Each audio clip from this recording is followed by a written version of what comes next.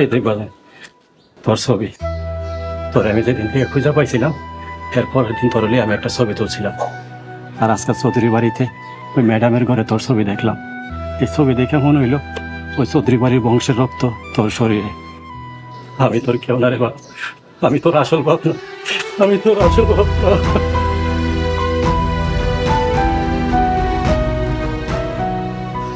কি করছি তুমি আমার কেউ না, তুমি আমার আসল বাপ। আমি সারা জীবন তোমারে আমার বাপ বানায় রাখো, তোমার আব্বা করে রাখো। বাজান, তুই চৌধুরী বাড়িতে যা, ম্যাডাম রে যায় তোর আসল পরিচয় দে। আর ম্যাডাম রে কো তুই তার হারানো সন্তান।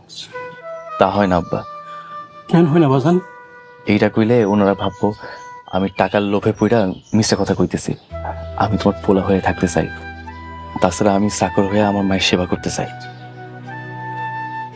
আব্বা তুমি এখানে বলো, আমি চৌধুরী বাড়ি যাই। বাজান, এখনই চলে যাবি? আর দুপুর বেলা খাইছ?